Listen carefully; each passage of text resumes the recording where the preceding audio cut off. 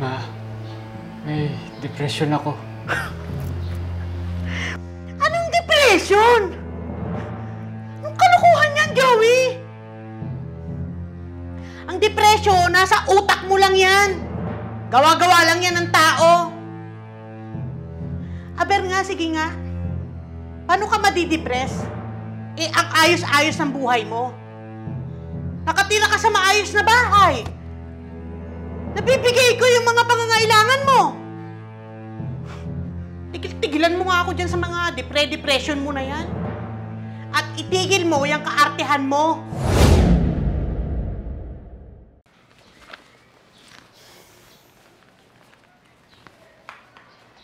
Uy, classmate! Baba ng grades mo. Ano, pababa ka na ng pababa? Dito na!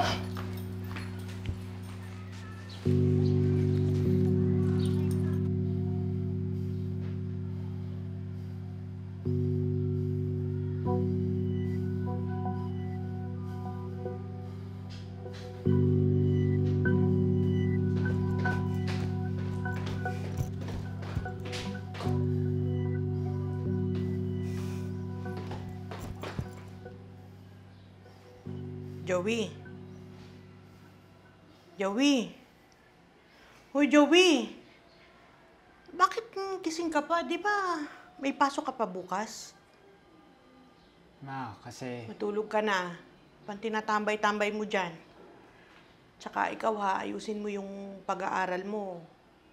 Para naman makatapos ka na. Para naman matulungan mo na ako dito. Tsaka Joey, ikaw na lang inaasahan ko ha. Huwag mo sana akong biguin. Tulog ka na.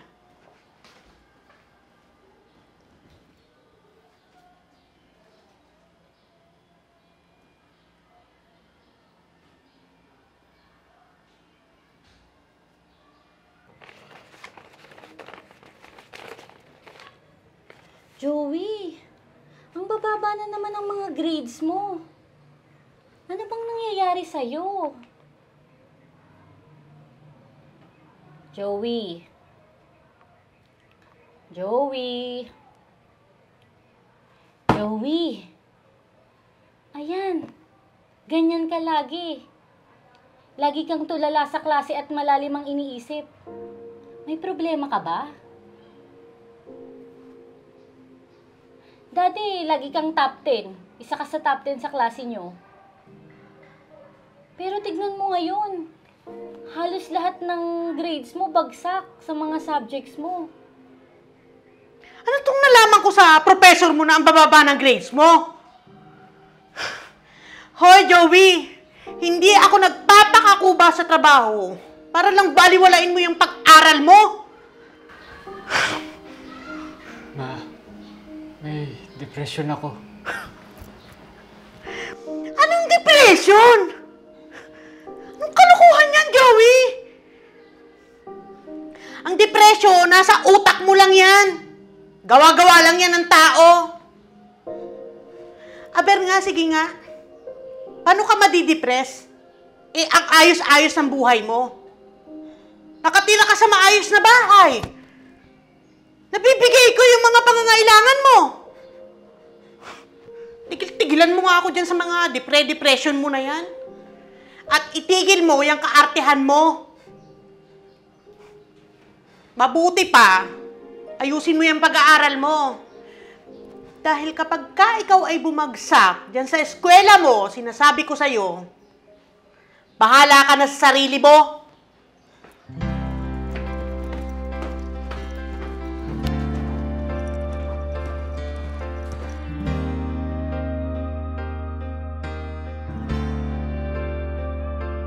Well, I've got doubt and fear that's staring back at me as I'm fighting to believe that I'm beautiful. I've tried so hard to hide the scars that you can see. Kapag nararamdaman mo na may kulang sa'yo at nape-pressure ka dahil meron kang hindi nagagawa, lumapit ka lang sa Panginoong Diyos.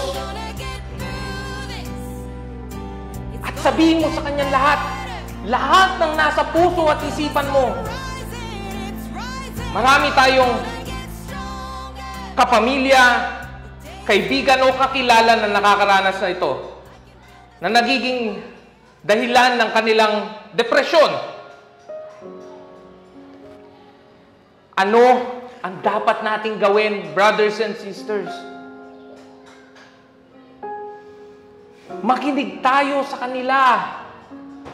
Dahil tayo ang physically present sa buhay nila. Pakinggan natin kung ano man yung inilalapit nila sa Panginoong Diyos ng mag-isa. Makinig tayo sa kanila.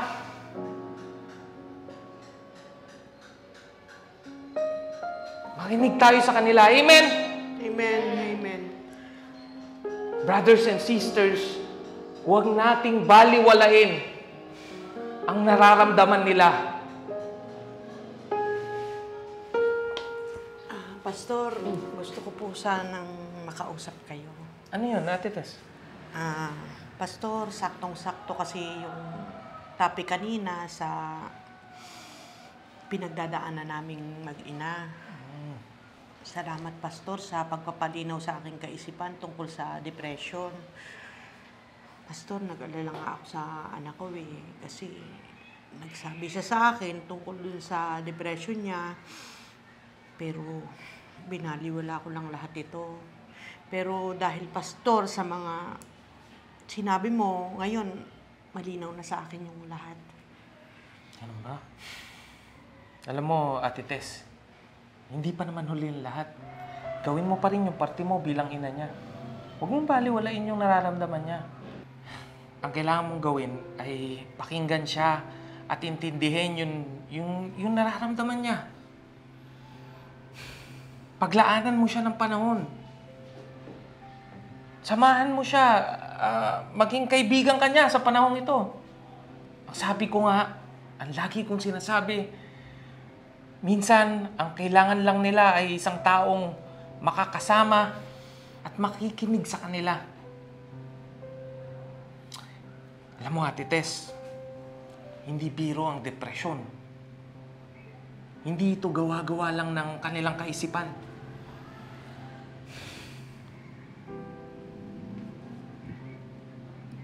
Ayaw din nila dito. Gusto rin nilang labanan to. Kaya bilang kapamilya niya, samahan mo siya na paglabanan to. At ilapit mo siya sa Panginoong Diyos. Yan ang wag na wag mong kakalimutan. Ilapit mo siya sa Panginoong Diyos.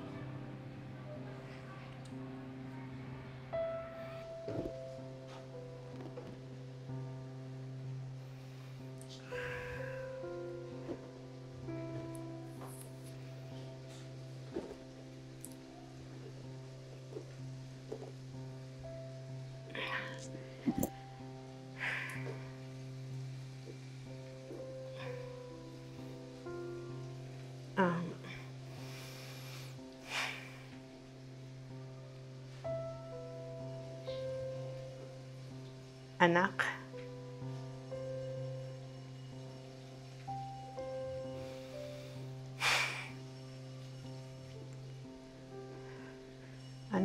kung ano man yung bigat ng iniisip mo, nandito si Mama, ha?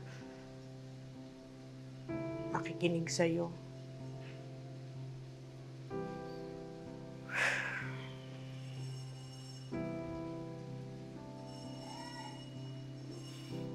Anak, andang makinig si Mama sa'yo.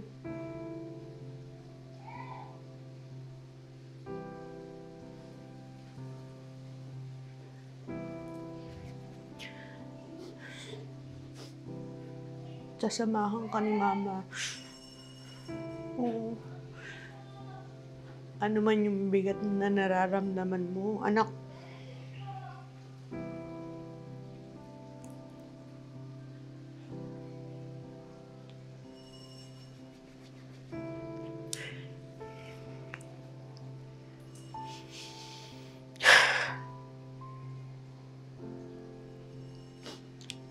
Handa ako, anak, tanggapin yun. Anak, nandito lang si Mama. Anak, But I'm gonna get through this. It's gonna get better. I can feel the sun rising, it's rising. I'm gonna get. Oh, I can feel the sun shining, shining on my face, and it's gonna be okay.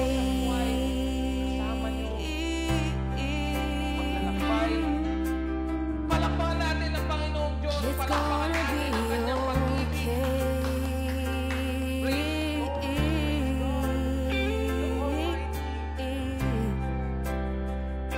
Can feel the sun rising, rising on my face, and it's gonna be okay.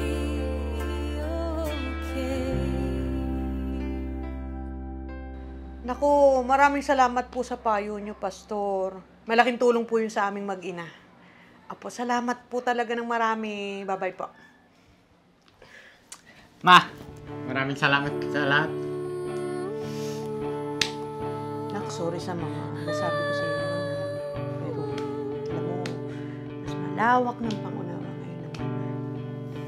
Ma, maraming salamat sa pakikinig. Alam kong malalagpasan ko din itong pinagdadaanan. Na, kasama ako, siyempre.